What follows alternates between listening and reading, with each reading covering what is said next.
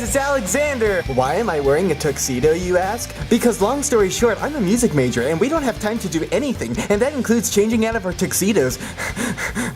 And also I just played a concert with Radford University Wind Ensemble, so you know. I have an important announcement. My new album, Off Kilter, is now on iTunes! You're not my new album, you're a cat. But this one's somewhat of a bigger deal. Why?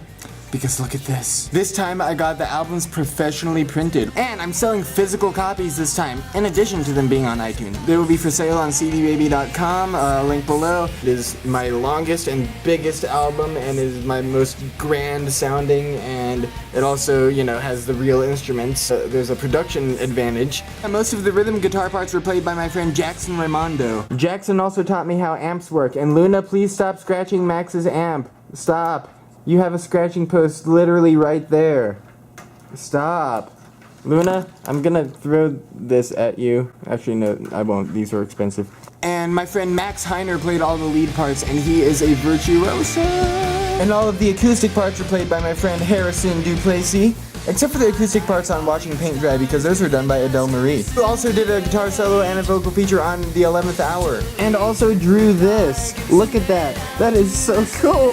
And also this. And this. And this. Anyway, let's talk about the music. You see, the thing is, my previous album, The Well-Tempered Tantrum, was kind of, you know, slower and kind of darker and kind of more depressing. And I just needed something with a little more rock and roll. But at the same time, I still wanted to make something really artsy and emotional, you know? And I know I say this about all my albums, but I really think this one might be my magnum opus.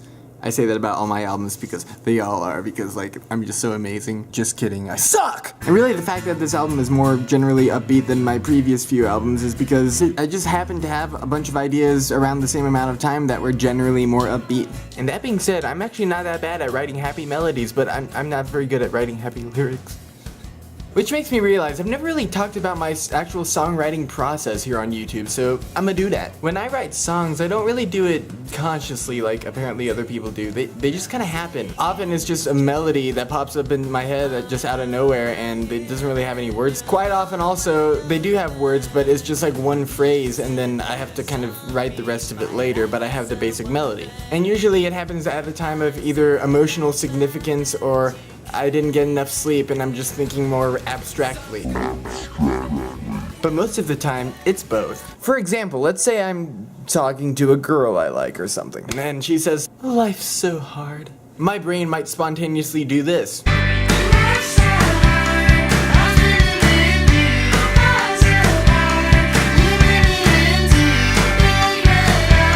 Except obviously I don't actually do that in person because boy would that be awkward.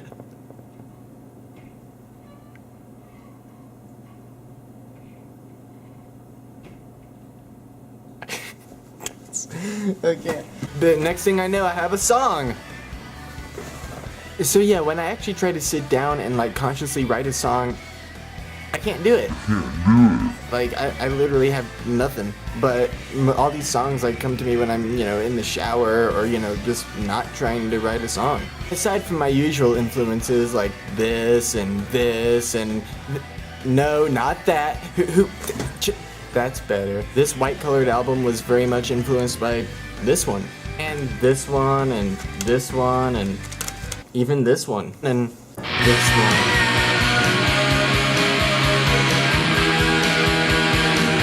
And, you know, each album is kind of the opposite of the album that came before it, so I'm really thinking my next album might be a little more quiet and stripped back and acoustic, and, you know, maybe a little more like this one. Or this one. Also, you are probably familiar with several of the songs from my YouTube channel, but I have updated the mix on some of them, particularly Watching Paint Dry and Caught Myself, and the versions on this album sound way better than the ones on my YouTube channel, so you should go listen to this.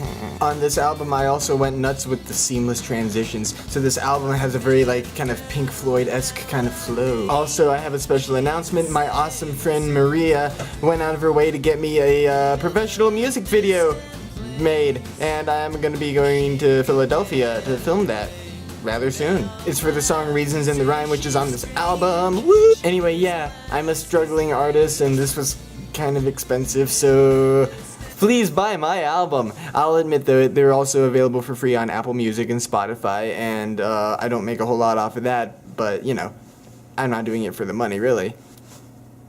Well, that's my time, folks. I'll leave you with some, nice, happy, upbeat melodies from my album.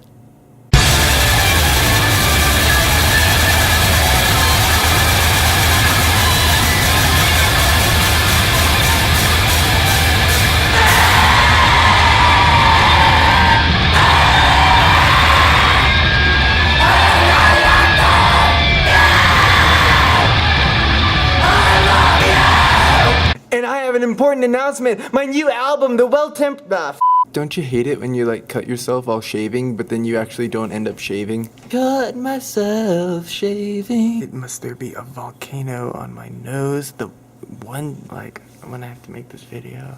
Life's so hard. Life's so hard. My new album, Off Kilter, is ow! You're still biting me. I feel nothing at this point. Fine, I'll put you down, God. Luna, it's okay. I still love you. That's why I used you on the CD. Luna.